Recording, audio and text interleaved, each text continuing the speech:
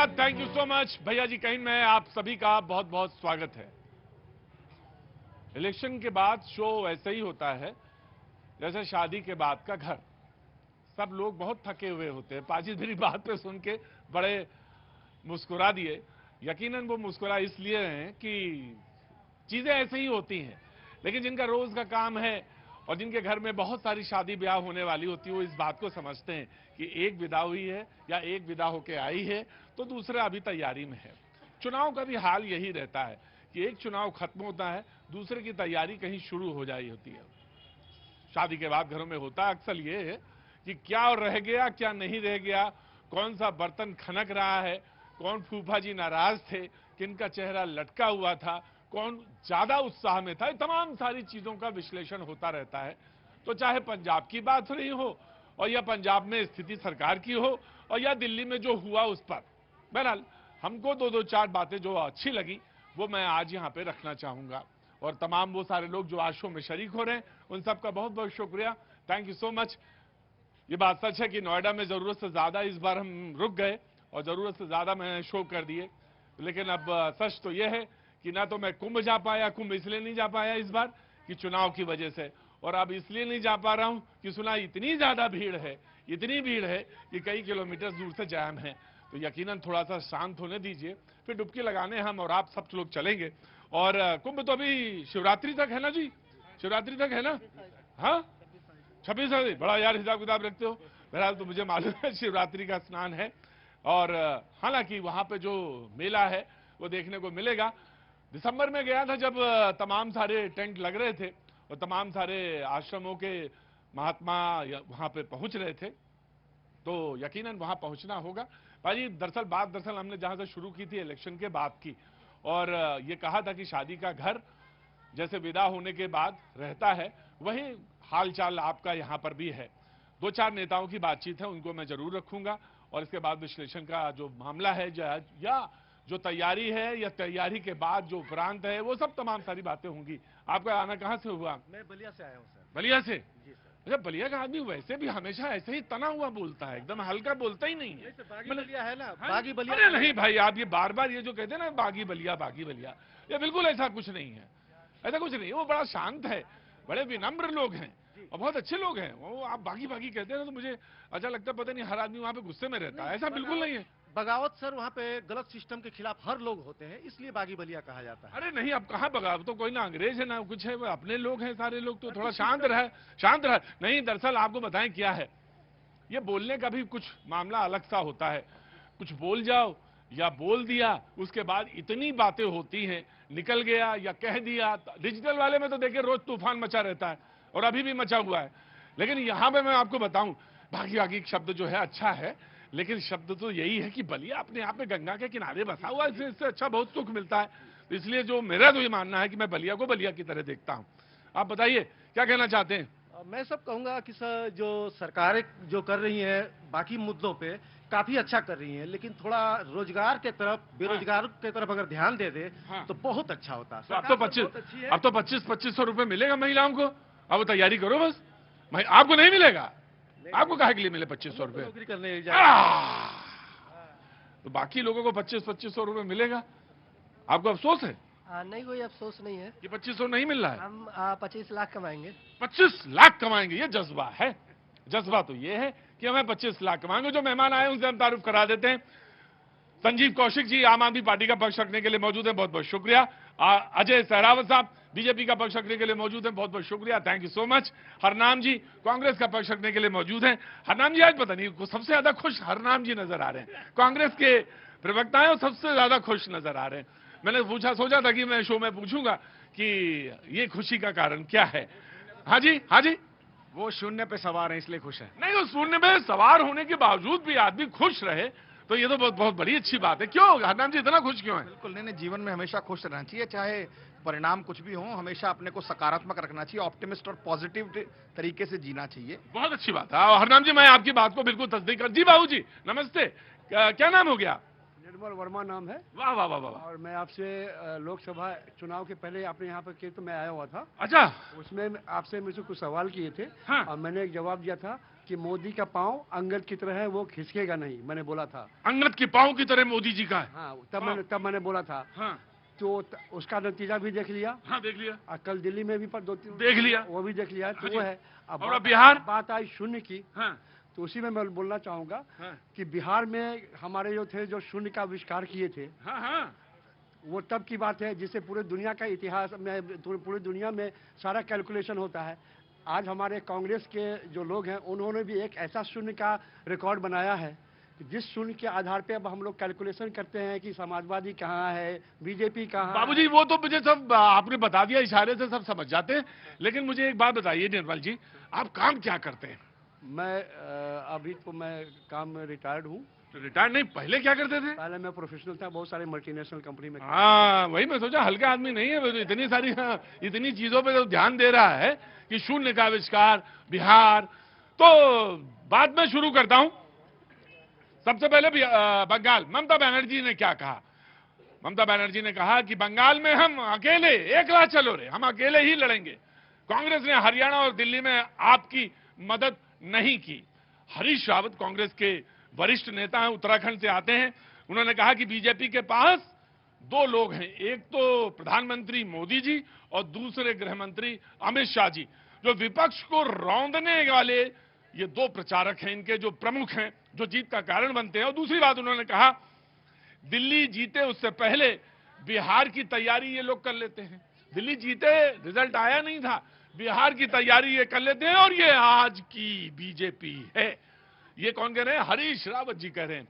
ये दो बातें हैं, बाकी बातें तो और भी हैं, लेकिन मैं बीच बीच में रखता जाऊंगा। लेकिन मुद्दे की बात से शुरू करता हूं। सबसे पहले कांग्रेस, हरनाम जी।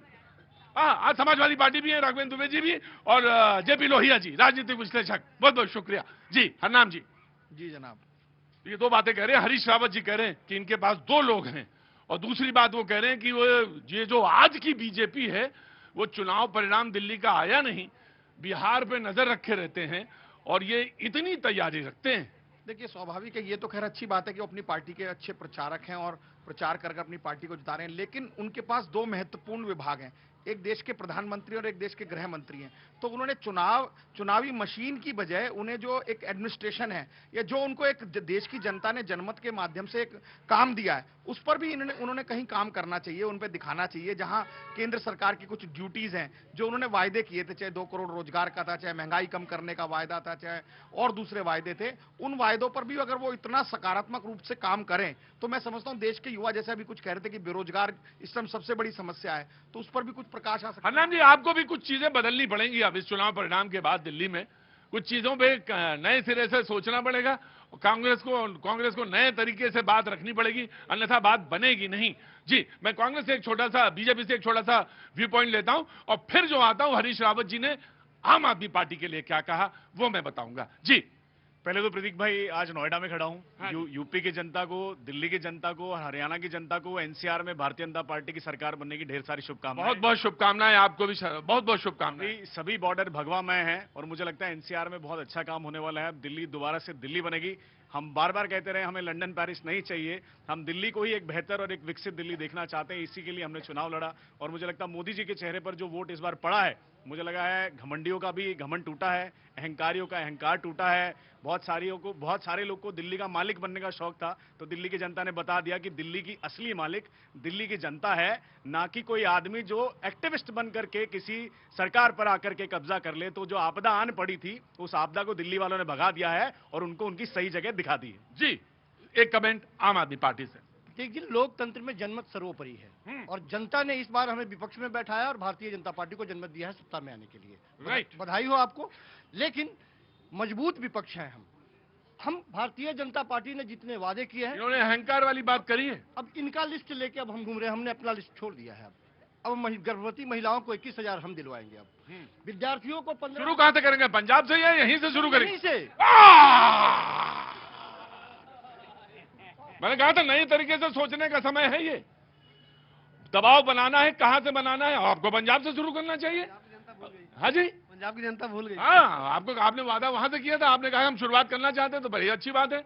आप पंजाब से शुरू करिए। यहां से कहा है, यहां तो हम लोग ही हैं। इनको पूछेंगे, पहली कैबिनेट होने दीजिए और 2500 का वादा मैं पूछ लूंगा, लेकिन मैं आपसे जो 3 साल के थे ना, बाकी सारी उंगलियां आपकी तरफ हैं, सारी की। हरनाम जी, इनकी बताइए उंगलियां कहां हैं? कांग्रेस बताइए, आप आम आदमी पार्टी की एक उंगली बीजेपी की तरफ, बाकी कहां है? देखिए आप ये बताइए, देखिए उंगलियां बताइए। उंगली देखिए, जो दूसरे पर मैं कहता हूं थूकता, उसका थूक जो है ऊपर ही अपने आप। हरनाम जी ने पूरी चुनाव में, दिल्ली के चुनाव में बड़े बेबाकी से बोला है, और मैंने इनसे एक बात जरूर, हरनाम जी के बारे में, कांग्रेस के प्रवक्ता हैं, मैंने एक बार इनके बारे में जरूर कहा है कि बहुत जानकारी रखते हैं दिल्ली के बारे में। तो कहा क्या कि आप और कांग्रेस, आपने अगर कांग्रेस के नीचे से चटाई तो जानते हैं ना क्या होता है? चटाई बिछाने वाला, बिछाने वाला। और खाट तो चारपाइया, हमें खाट खड़ी होती है और चटाई बिछाना। मैं जानता हूं, खाट खड़ी होती है और चटाई बिछाई जाती है। तो आम आदमी पार्टी ने अगर कांग्रेस के नीचे से चटाई खिसकाने का काम नहीं किया हो तो परिणाम कुछ और होता। केजरीवाल जी के अहंकार ने ऐसा संभव होने नहीं दिया। जी, 70 में 62 जिस वक्त लाए थे, 70 में 67 लाए थे, इनके भरोसे लाए थे या अपने भरोसे लाए थे? हमने लाए थे। बस यही मैं कह रहा हूं, इनको चुनाव लड़ने का अधिकार तो इस बार भाप नहीं पा रहे थे। चुनाव लड़ने का अधिकार है, चुनाव लड़िए, हमें क्या एतराज हो सकता है? एक राजनीतिक दल यदि चुनाव लड़ता है तो इनके भरोसे हम इलेक्शन लड़ रहे थे। बिल्कुल नहीं, बिल्कुल नहीं, लड़े अपना, हमें कोई एतराज नहीं। तो ये मुझे बताएं कि लोकसभा में कहे गए थे इनके भरोसे? इनके भरोसे हम नहीं गए थे। हम लोकसभा ये आए थे, ये आए थे। और अगला बयान जो था मैं अब वो पढ़ने वाला हूं। तारिक अनवर जी कहते हैं, कांग्रेस के नेता हैं, बड़े नेता, वो कहते हैं कांग्रेस को रणनीति और राजनीति अब स्पष्ट करनी चाहिए कि आगे गठबंधन कैसे होगा तो कैसे होगा, होना है या नहीं, या अकेले चुनाव लड़ना है।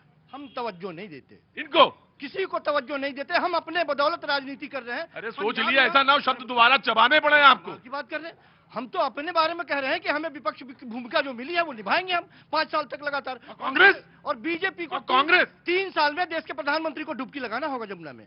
3 साल के अंदर लोगों ने इसीलिए बहुमत दिया है, प्रधानमंत्री को डुबकी लगाना पड़ेगा। हर विद्यार्थी को 15,000 देना होगा। क्या कह रहे हैं? ये आपके पड़ोसी, आप वो बीजेपी हाथ उठाए उससे पहले कांग्रेस ही आपके ऊपर पूछ लेते हैं सवाल। ये नया ट्रेंड है। 10 साल में 8500 करोड़ का यमुना की सफाई में घोटाला कर दिया है, और आप दूसरी पार्टी से 3 साल में जवाब मांगते हैं। हम भी बेशक जवाब मांगेंगे भारतीय जनता पार्टी से, लेकिन आप अपने 10 साल के कुकर्मों का हिसाब तो दीजिए। ये कौन बोल रहा है? जोर से बोलो ना, सबको भगा दूंगा यहां से। कांग्रेस। हाँ जी, एनडी कौन है? एनडीए में तो ये है। एनडी क्या है? एनडी गठबंधन बोल एनडी में कौन है? आप हैं, सपा हैं, बहन जो बुआ हैं। कौन बुआ? और बंगाल वाली दीदी। ये हिंदुस्तान के लोग भी हम क्या पता नहीं कौन बुआ है। वो बुआ तो नहीं थी। दीदी बुआ तो वही हुई ना। बिल्कुल हो, सबकी बुआ है, हमारी बुआ है। भैया प्रचार करने आए हैं। कौन भैया? अखिलेश भैया। ये सब कौन है? भैया है। ये है क्या है? मैं सब एनडी एनडी ये, अरे वही भैया, वही समझो, थोड़ा कहा ज्यादा समझो। हाँ जी, ये इंडिया गठबंधन बना जब तो 2-4 ही आ गई है मोदी जी के हाथ में। अगर इंडिया गठबंधन नहीं बनता तो पूर्ण बहुमत से बीजेपी सरकार बनती। हाँ, तो अब ये 240 आई हैं, और अब वो कह रहे थे 99 भारी है, 240 वो राजनीति नहीं। अब 99 और 240 में 240 बड़ा, ये 99 वो भी एक खेल है। हाँ भाई, आगे क्या होगा? INDI भैया, अखिलेश, समाजवादी पार्टी। देखिए सब कुछ अच्छा होगा। देखिए कई बार क्या हो, जाएंगे किधर आप देखिए, सवाल का जवाब दीजिए। आज जाएंगे किधर, लोग जानना चाहते हैं। ये सीधा साधा प्रोग्राम है, इसमें बहुत ज्यादा दिमाग लगता नहीं है। सब लोग सीधे सीधे खड़े हैं। यहाँ हो मेरे पास, यहाँ हो। क्या काम करते हैं? ड्राइवरी करता हूँ। ड्राइवरी काम करते हैं। तो हमारे प्रोग्राम भैया ऐसे ही है, कोई बहुत बड़े ज्यादा लोग आते नहीं, पढ़े लिखे लोग, तो ऐसे ही लोग आते हैं। ये लोग जानना चाहते हैं आप करेंगे क्या समाजवादी पार्टी? ये बताइए, किधर कांग्रेस की तरफ हैं या आम आदमी पार्टी की तरफ हैं या स्वयं अकेले हैं, कहां हैं? देखिए हमने कांग्रेस के साथ भी गठबंधन किया, उत्तर प्रदेश में भी अभी रहा, और समाजवादी पार्टी ने आपको भी समर्थन दिया। और बिल्कुल खुल के दिया। और हमारे यहाँ कहा जाता है रपट गए तो हर गंगा, इधर भी रपटो चाहे उधर रपटो, रहोगे एक ही तरफ। हाँ जी, ऐसे तो बहुत सारे रपटे हैं बीजेपी वालों के साथ, जितने भूमिका में हैं उनकी क्या औकात है। वो बेचारे केवल दर्शक मात्र हैं, उनकी कहीं कोई नहीं चल रही है, दर्शक मात्र हैं। और जहां तक हार की बात है, हार का निश्चित रूप से विश्लेषण होना चाहिए। जो हार का आत्मावलोकन करते हैं उनको हार भी गले में फिर पहनने को मिलता भी है। बिल्कुल, ये बात आपकी बिल्कुल सही है, लेकिन मैं आपको ये बता रहा हूं, जो आप ये कह रहे थे कि कई लोग रपटे हैं, तो आपको बस मध्य प्रदेश चुनाव याद दिला रहे थे। वो क्या कहे था उन्होंने, कुछ कहा था ना, तो देखो ऐसा ना को, मैं यही कह रहा हूँ INDIA को आत्मावलोकन वहां भी होना चाहिए सारी तरफ। मैं आ रहा हूँ, एक मिनट को दे दो। हाँ जी, हाँ जी। आदरणीय कमलनाथ जी, जो कांग्रेस के मुख्यमंत्री के दावेदार होते थे, उन्होंने कहा था ये कौन सपा वपा है भैया, ये कौन साइकिल है, मध्य प्रदेश में कोई नहीं जानता। आप चले जाने तो वो विदा हो गई है, वो जाने दो, अब रहने दो, पीछे वाला लड़ाई झगड़ा हुआ। नहीं, लिटरली इसी भाषा का इस्तेमाल उन्होंने इनके लिए किया था, और फिर भी ये उनके साथ इंडिया अलायंस में गए। तो समझिए कितनी गैरत है इन लोगों में, जब मौका पड़ेगा तो गठबंधन, और मौका गया तो भाग जाएंगे। भैया ओम प्रकाश राजभर को जानते हो कि नहीं जानते हो? उन्होंने क्या कहा, झूठा नंबर 1 मोदी और झूठा नंबर 2 योगी, क्यों गठबंधन कर लिया? निशास जी से क्यों अपना गठबंधन कर लिया? एक ने कह दिया कि राम के वो पुत्री ने खीर खाने से कोई पैदा होता है, आज मंत्री उत्तर प्रदेश में, क्यों रख लिया? बताइए सर। देखिए भैया, खिसियानी बिल्ली खंबा नौचे, अब सत्ता से दूर हैं तो सपा आरोप प्रत्यारोप है। जब सत्ता में थे तो तब इनके जो पूर्व स्वर्गीय नेता थे कहते थे लड़कों से गलती हो जाती है, तो मैं ऐसी पार्टी पर कोई टीका टिप्पणी नहीं करना चाहता। ठीक है, यह कोई टीका टिप्पणी नहीं है, बात है 2025 की, राजनीति की। आगे क्या होगा, बहू विदा हो गई है, घर में सूनापन है थोड़ा सा, अगला तक इंतजार करें। अगला चुनाव कहाँ है बाबू जी? यहाँ पास? हाँ जी, बिहार के अंदर। पास आओ, मेरे नजदीक आ जाओ। देखो गजब, क्या बात है, कहाँ है बिहार के? सारा यही कैलेंडर ध्यान रखो कि कहाँ है क्या है। और उसके बाद अगला कहा बंगाल में होगा चुनाव, बड़ा वाला, हालांकि उससे छोटे मोटे चुनाव और भी होंगे। जी लोहिया जी। प्रतीक भैया, अभी आप वाले भैया बात कर रहे थे कि हम कांग्रेस के सहारे थोड़ी, कांग्रेस का सहारा थोड़ी चाहिए।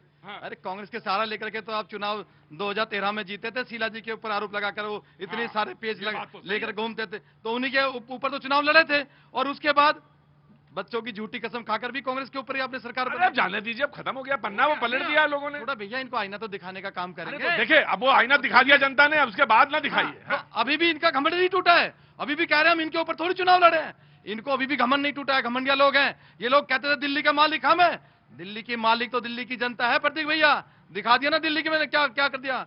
तो दिल्ली की जनता ने सब कुछ देखा है, और मैं तो कह रहा हूं दिल्ली की जनता आज बहुत सुकून से है। दिल्ली की जनता ने 10 वर्ष खून के आंसू रहे हैं प्रतीक भैया।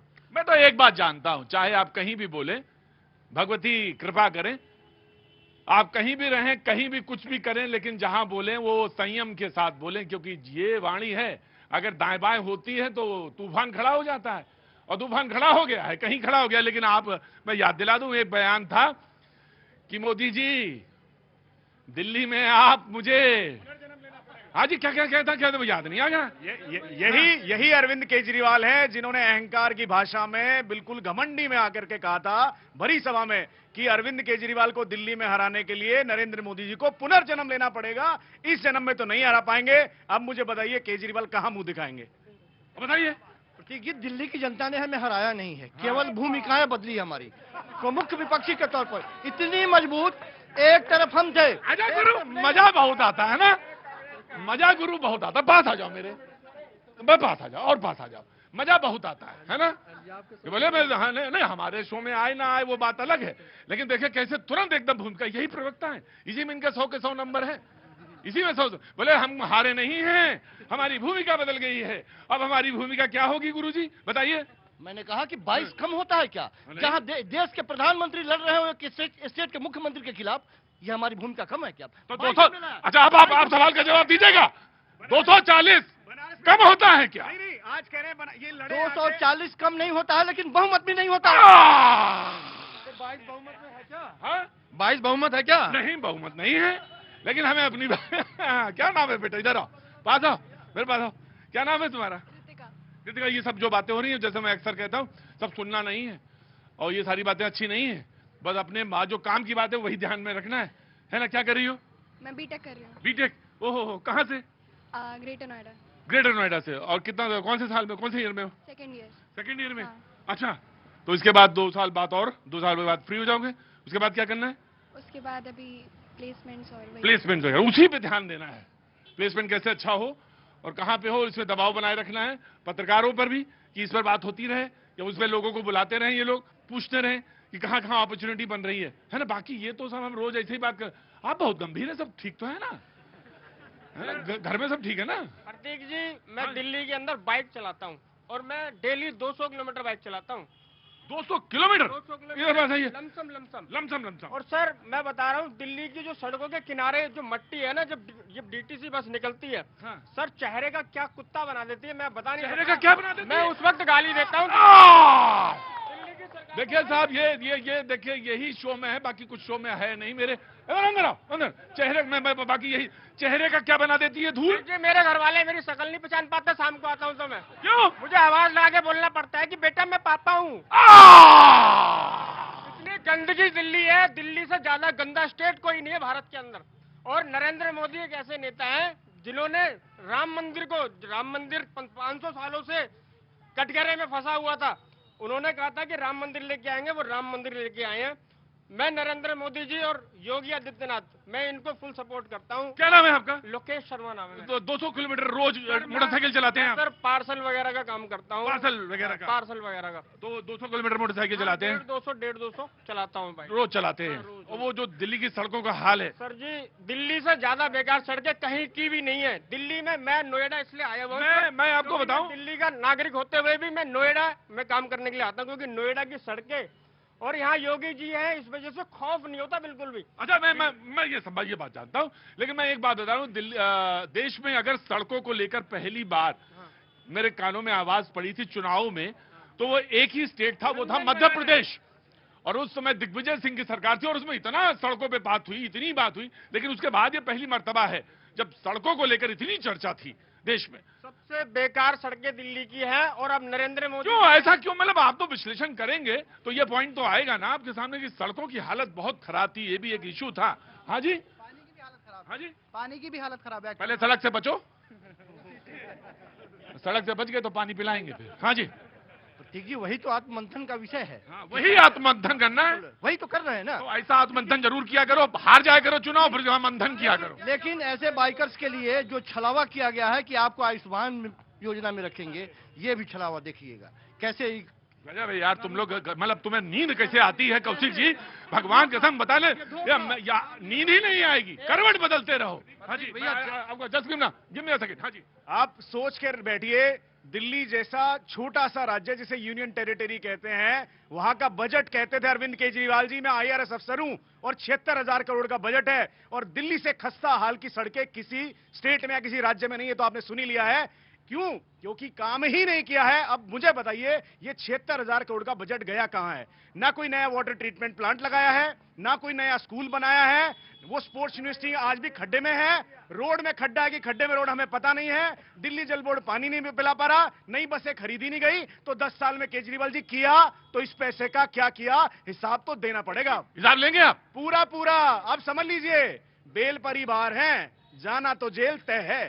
अरे बाप रे, एक minute, just give me a second, मैं हर नाम से पूछना चाह रहा था।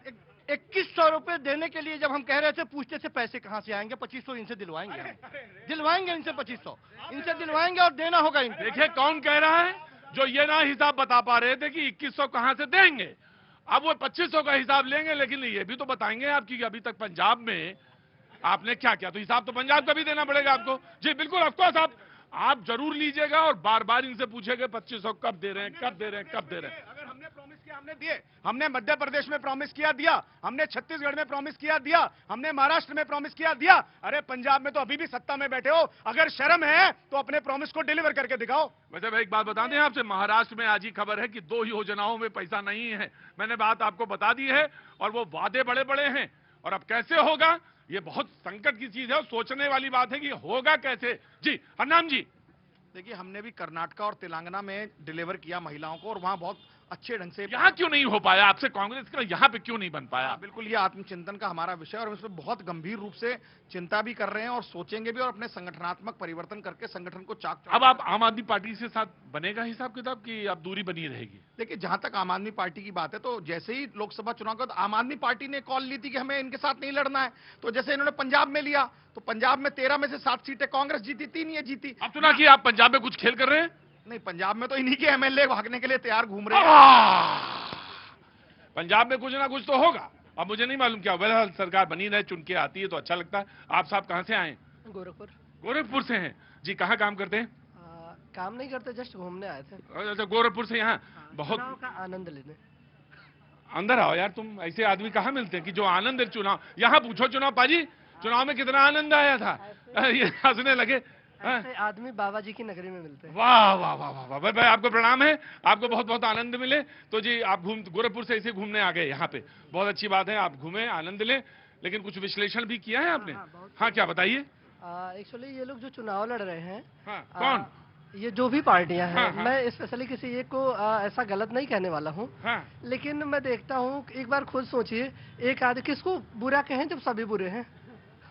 सब बुरे हैं तो किसको बुरा कहें? सच में तुम बाबा की नगरी के आदमी हो यार, सच में तुम बाबा की नगरी। नहीं, स्पेशली ये नहीं कह रहा हूँ कि कोई पार्टी अच्छी है, वो क्या उनका अलग ही, ये अपना अभी ये कह रहे थे 2100 रुपए हम देंगे, उनको कह रहे थे फ्री रेवड़ी दे रहे हो, अब वो खुद 2500 बांट रहे, ये क्या है? ये क्या है आप बताओ। आज ये कह रहे थे हम, मतलब ये नहीं, इन्होंने ये भी कहा था बीजेपी ने, अब आपको याद नहीं है लेकिन मुझे याद है, बीजेपी ने कहा था कि वो जो पूर्ववर्ती जितनी भी योजनाएं हैं, लाभकारी योजनाएं गलत हो तो बता देना हमको, वो सारी यथावत जारी रहेंगे। ये कहा था ना, बिल्कुल कहा था, आपने कहा था। हाँ जी, बंद नहीं होने देंगे सारी नहीं होने क्या नहीं देंगे, जब आप रहे नहीं वहाँ तो आप क्या बंद होने नहीं देंगे? साहब एक तो इतनी आसानी से इग्नोर नहीं कर पाएंगे, बोल रहे हैं कि पकड़ के खींच के आप तो विधानसभा में, मुझे याद है आपकी दिल्ली की विधानसभा में विपक्ष को आपने कितना स्पेस दिया रखा था, मुझे याद है, मैंने देखा है। और अगर मैं गलत होगा तो हरनाम जी ठीक कर देंगे मुझे कि इन्होंने कितना स्पेस दिया था दिल्ली विधानसभा में, आप विपक्ष को कितना स्पेस देते थे, ये मुझे अच्छी तरह से याद है। 3 और 7 पे, 3 और 7 पे हम कहते 3 हो, ये तो आप ही तो कहते, रुकिए गुरुजी, आप ही तो कहते हैं कि लोकतंत्र खतरे में है, जनतंत्र खतरे में है, और आप ही तो कहते हैं संविधान खतरे में है। चाहे 3 आए और चाहे 13 आए और चाहे 0 आए, आपको तो संविधान के लिए आपने शपथ ली है, तो आपको तो रक्षा करनी चाहिए ना। इस पर सबको बता देता हूं कि पिछले 5 साल में दिल्ली में सिर्फ 10 विधानसभा सत्र लगे हैं।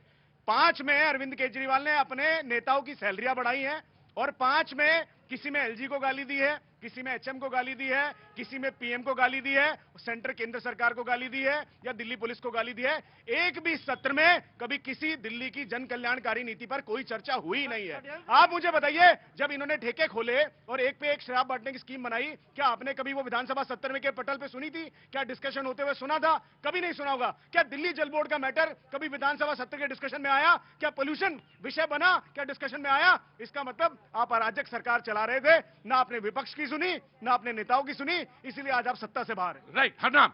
देखिए, दिल्ली में एक मल्टीपल अथॉरिटीज हैं। ये दिल्ली के लिए, मैं एक तरीके से, बेशक हम नहीं जीते, लेकिन दिल्ली के लिए एक सुखद बात है कि जिस तरीके से इन्होंने दिल्ली में क्योस मचाया हुआ था, चाहे चीफ सेक्रेटरी से झगड़ा कर रहे थे, चाहे लेफ्टिनेंट गवर्नर से झगड़ा कर रहे थे, चाहे केंद्र सरकार से झगड़ा करते, इससे दिल्ली वालों का भला नहीं हुआ, दिल्ली का नुकसान हुआ। लेकिन हम अब ये अपेक्षा भी करते हैं कि भारतीय जनता पार्टी की अभी तो डबल इंजन है, शायद 1-2 हफ्ते में ट्रिपल इंजन बनाने वाले हैं। ये निगम में भी अपना खेला करने वाले, मेयर इनका बन जाएगा।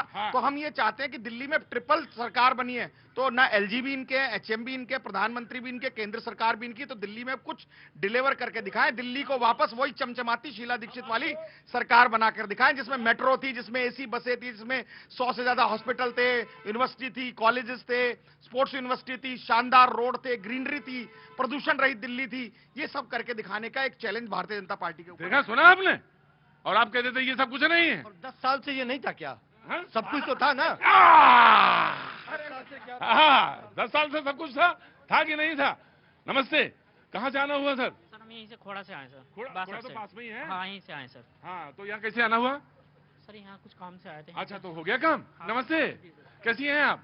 जी जी, आ जाइए, धीरे धीरे आइए, धीरे धीरे चढ़ के आइए, नीचे देखिएगा जी। हाँ जी जी, नमस्ते। कई दफा देखा तुझे, आज सुना, क्या बात है यार। अच्छा, बहुत अच्छा लगा। कहाँ से, आपका नाम क्या है? मैं कमांडर रविंदर सिंह हूँ जनाब। हाँ मैं समझ गया था आर्मी का ही बंदा है ये। हाँ सर मुझे देख के ही लग गया था। हाँ जी, तो आप इधर रिटायर्ड होके इधर ही सेटल हो गए नोएडा में? नहीं यार, मैं दिल्ली से हूँ, थोड़ा काम पे आया था यहाँ। अच्छा दिल्ली में सर क्या हुआ सर? दिल्ली पे हाँ। बहुत बढ़िया हुआ, जो कुछ भी हुआ यार। हुआ क्यों? होना चाहिए था ये। गजब है भाई आप लोग। अरे तुम्हें गुरु बड़ा मजा आ रहा है, इतनी घंटे भर से देख रहे तुम्हें मजा आ रहा है। वहां था उधर कमांडर साहब बोलना शुरू हुए और आपको मजा आना शुरू हो गया। कमांडर साहब जाइएगा नहीं? मैं बिल्कुल वही हूँ। हाँ जी सब मजा इसलिए आ रहा है, like my father was also in air force. Air force में है आपके फादर? खुश हो गया। हाँ, आर्मी वाले को देख के खुश हो गया। बिल्कुल सीधा बोलता है, सपाट बोलता है, उसमें कोई लच्छेदार भाषा नहीं करता। आप तो 200 किलोमीटर वाले हैं ना, मोटरसाइकिल वाले। चेहरा आपका क्या हो जाता है? कुत्ते जैसा। कुत्ते जैसा हो जाता। ना ना ना ना भैया इधर मेरे पास आओ। ना ना ना ना ना ना मेरे भैया ऐसा नहीं बोलते। हाँ जी हाँ।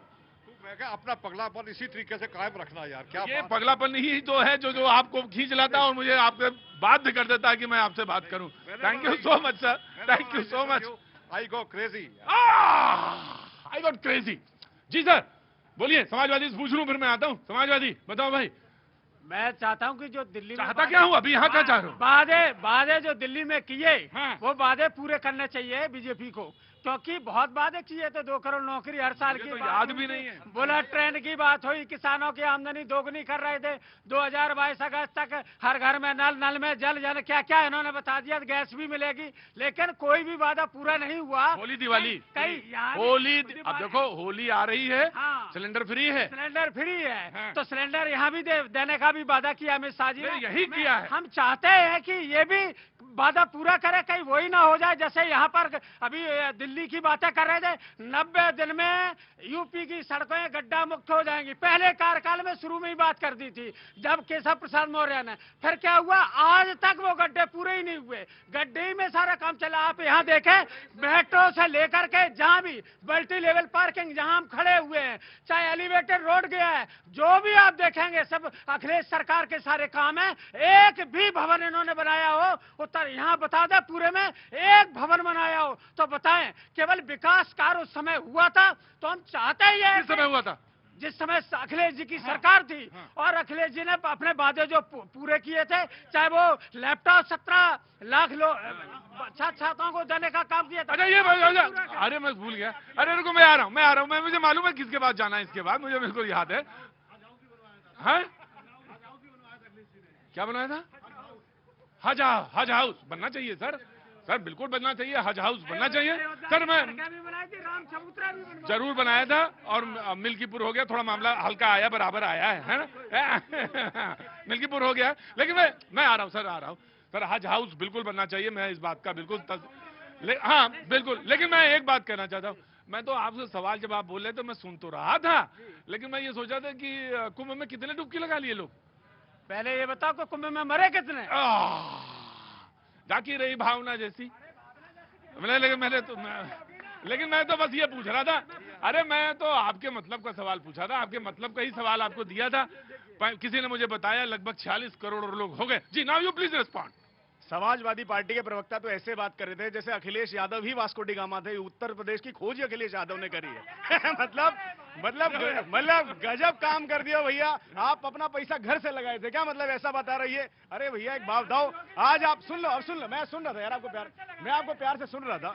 उत्तर प्रदेश में आज लॉ एंड ऑर्डर की स्थिति देख लीजिए। आज उत्तर प्रदेश के प्रॉपर्टी प्राइसिंग देख लीजिए।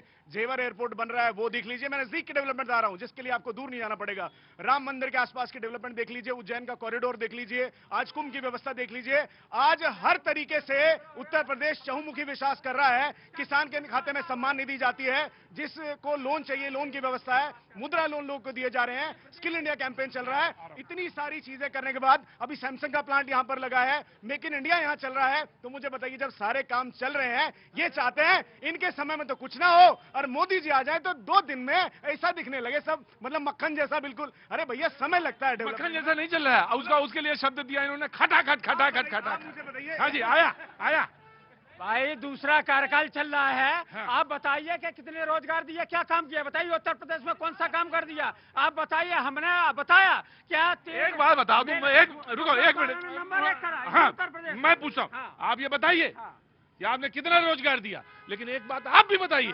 जिसके साथ आप यहाँ साथ में लड़े थे ना दिल्ली में, आम आदमी पार्टी, कितने रोजगार दिए उन्होंने? देखिए, आपको नहीं मालूम, इनको मालूम है। कितने दिए सर? 429 हैं? 429 कितने सर? 11 साल में 429।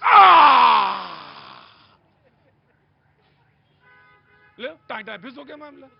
अरे हमें क्या देख रहे हैं? हमको ना देखिए, जनता देखिए। हमने कुछ नहीं किया। हमने तो हरनाम का वो आंकड़ा याद था कि हरनाम ने एक शो में ये बोला था कि 429 सर, और ये हरनाम ने बोला कोट करके यहाँ पे, एंड आई कोट इन्होंने कहा कि आरटीआई से मैंने जानकारी लेकर कहा। मैंने आरटीआई से जानकारी ली और उसको हाई कोर्ट में हमारा केस भी चल रहा है कि डीएसएसबीसी पिछले 11 साल से Delhi subordinating staff selection board नौकरियां क्यों नहीं निकाल रहा, जबकि इन्होंने अपने मैनिफेस्टो में कहा था कि हम हर साल लाखों रोजगार सरकारी पक्की नौकरियां देंगे। आम आदमी पार्टी ने, और दिया कितनी 11 साल में? 11 साल में 429 दी, और यही हाल पंजाब का है।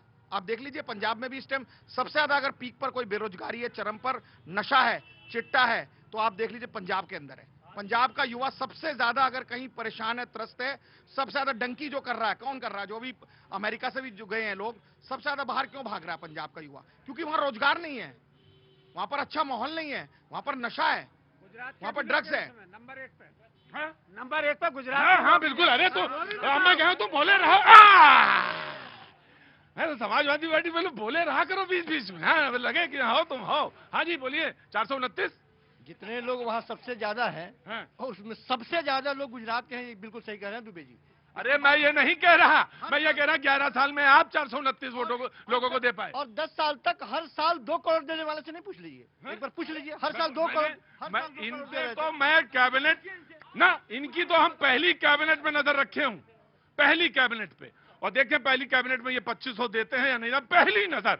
और यकीनन मैं पूछूंगा 2500 दिए या नहीं दिए। हरनाम बिल्कुल जी, आपको इस पे शो करना चाहिए। जब जो भारतीय जनता पार्टी ने अपने मैनिफेस्टो में वायदे किए हैं, पहली कैबिनेट में ये कितने वायदे पूरे करते हैं, हमारी भी इस पर नजर बनेगी और दिल्ली की नजर में। हाँ टाइम है। हाँ।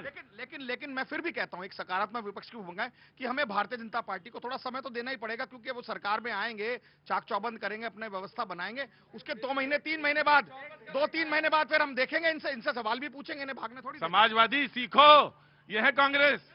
अरे आगे आजा। आम आदमी पार्टी का तो हाल ये है कि अगर उनको पूछ दिया जाए रामायण की रचना किसने की थी, तो वो कहेंगे महाभारत वेद व्यास थोड़ी लिखे थे। तो आप सवाल उनसे कुछ कीजिएगा, जवाब वो कुछ देंगे। क्या नाम है आपका? अंगेश आनंद। अंगेश आनंद। हाँ जी। क्या काम करते हैं अंगेश आनंद जी? मैं कोटक में बैंक मैनेजर हूँ। और अगर पूछा जाए आम आदमी पार्टी से कि रामायण की रचना किसने की, तो वो वाल्मीकि की जगह बताएंगे कि महाभारत वेद व्यास ने रची थी। वाह क्या बात है। तो एक काम करिए, मेरा बताइए। आप कर सकते हैं, बहुत अच्छा काम कर सकते हैं। बोलिए वक्त है जी, बोलिए वक्त है छोटे से ब्रेक का, और ब्रेक के बाद मिलते हैं न्यूज 18 के साथ फिर से। है मेरी जान ऐसी बानी। भैया जी कहीं में आपका और वो तमाम सारे लोग जो यहाँ पर शरीक हैं, उन सब का बहुत बहुत स्वागत है। Thank you so much. Break पे जब गए थे, थोड़ा ब्रेक लंबा हो जाता है मुझे मालूम है, और ब्रेक जब लंबा हो जाता है तो जो नए लोग आते हैं यहाँ पे, उनको बताना कि क्या चल रहा था थोड़ा मुश्किल होता है। लेकिन ठीक है भैया जी में तो कहीं का ताना कहीं का बाना सब कुछ जुड़ जाता है। कहाँ से आप आए हैं? यूपी से तो आए हैं, हम भी तो यूपी से ही आए हैं। अट्टा मार्केट से। क्या नाम है आपका? राकेश कुमार। राकेश जी, क्या बातचीत चल रही है यहाँ पे? अभी चुनाव का बातचीत है। अच्छा तो चलो ठीक है, मतलब तुम्हें यार मालूम है, हम ही को नहीं मालूम। घाम झूठ बोलते रहते हैं कि आप लोग जुड़ रहे हैं, ये बोले मालूम सब है आपको। अच्छा आप कहाँ से हैं सर? सर मैं डिस्ट्रिक्ट फर्रुखाबाद से हूँ। हाँ जी। और देवदूत बानर सेना का क्या कौन सेना? देवदूत बानर सेना। देवदूत बानर सेना। जी सर। हाँ जी। ये क्या है सर? जिसने अभी एक सर सोशल संस्था है हमारी, जिसने अभी विनोद कामली जी का इलाज कराया था। इससे पहले भी एक आपने सुना होगा केस चल रहा था अनिमय का, जिसमें हम लोगों ने 5 करोड़ रुपया चंदा किया था और उसके इलाज के लिए दिया था पूर्वांचल का। आपका बहुत बहुत स्वागत है सर, बहुत बढ़िया कार्य कर रहे हैं आप लोग, आपका करते रहे सर। और हमारा एक क्वेश्चन है भारतीय जनता की पार्टी के जो भी हमारे, हाँ जरूर पूछिए बिल्कुल पूछिए। उनसे हमारा सर एक क्वेश्चन है कि हमारे देश में एक दीमक है। अभी आपने देखा होगा कि हमारे देश के जो लोग थे यूएसए में गए हुए थे, वहां से उनको बुरी तरीके से भेजा गया भारत में। ठीक है, उनके अपने रूल है भेजा है। हमारे देश में भी एक रोहिंग्या नाम का एक दीमक फैला हुआ है जो पूरे देश को सर खोखला कर रहा है। रोहिंग्याज। तो सर से हमारा निवेदन है कि यमुना भले 2 महीने बाद साफ हो, अगर सफाई यहाँ से चालू हो जाए तो हम लोगों का भी उद्धार हो जाए। भैया क्या नाम तुम्हारा? जी मोहित चौहान। रुको, बाद में ताली बजाना। अभी रुको, बगल में जो तुम्हारी खड़ी है ना वो, उनका सवाल क्या है? भैया देखो, ऐसा है कि वो ये कह रही है रोहिंग्या चाहे 4 महीने बात कर लेना और यमुना चाहे 6 महीने बात कर लेना, लेकिन 2500 आज ही शुरू कर दो। तो अब बताओ क्या करें? बताओ, तुम तय कर लो पहले कि 2500 शुरू करें कि रोहिंग्या शुरू कर। पहले रोहिंग्या, अब वो जो 2500 वाली है वो बाद में मिल जाएगी। तुम ही बड़े काबिल है, तुम्ही ने ऊपर वाले ने तुम्हें अकल दी है। वो इकट्ठे मिल जाएंगे, 4 महीने के इकट्ठे मिल जाएंगे। बहरहाल हम पता नहीं कहां से शुरू करा था, प्रोग्राम ही नहीं, मुझे याद ही नहीं ले। यार अरे नमस्ते हैं, 2500 हम दे देंगे, पहले सफाई चालू करो। यहाँ कौन गोला से आए हो तुम? ओला चला रहे हैं। हाँ, ओला चला रहे हैं, गोला नहीं आए हैं। हेलमेट ऐसे ही पहने थे ये। नमस्ते, कैसी हैं आप? कहाँ से आना हुआ? मैं बिहार से आई। बिहार से। तो बस आ रहे हैं आपके यहाँ? यहाँ खत्म हुआ है और वहीं आ रहे हैं घूमने? नहीं, ये आए हैं, हम लोग वहीं जा रहे हैं। तो चलिए, अच्छी बात है, क्योंकि चुनाव वहाँ है। और क्या, सब ठीक है ना? हाँ, सब बढ़िया। खबर तो है ना आपको दिल्ली वाली? क्या हुआ? भाजपा का विजय हुआ। भाजपा का विजय हुआ, सबको पता है भाजपा का विजय हुआ। जी जनाब आली हुजूर। हाँ जी बोलिए। सर मैं पूछना चाहूंगा सभी नेताओं से कि आप लोग जो योजनाएं बनाते हैं उसको लोगों को स्वावलंबन के तरफ में ले जाने वाली योजनाएं बनाइए, फ्री का रेवड़ियां मत बांटिए। उससे बांग्लादेश। देखो क्या नाम है आपका? दिनेश पांडे सर। पांडे जी देखिए, फिर वही गलत बात, अब तो आप कह चुके हो, अब जो कह दिया है वो तो करना ही पड़ेगा। अब चाहे जो सुहाना जी होना, हूं मैं तुम्हारे पाले में, हूं मैं तुम्हारे वाले पाले में। बांग्लादेशी और रोहिंग्या आके बस जाते हैं सर यहाँ। फ्री के चक्कर में? फ्री के चक्कर में बांग्लादेशी और रोहिंग्या यहाँ आते हैं और हम लोग के लिए समस्या बनते हैं। मोदी जी काहे दे रहे हैं फ्री का? समस्या तो है। अब ये है कि 2500 शुरू किया जाए कि रोहिंग्या हटाया जाए कि यमुना जी वाला पहला शुरू किया जाए। आपका जोर क्या रहेगा? कांग्रेस में जानना चाहते हो, विपक्ष में है तो आपका सबसे पहले क्या, आप क्या सोच रहे हैं? देखिए, जितनी लाभकारी योजना है, सबसे पहले तो दिल्ली की अगर सबसे बड़ी कोई समस्या इस चुनाव में थी तो वो दिल्ली की दम घोटू हवा थी, AQI लेवल जो था।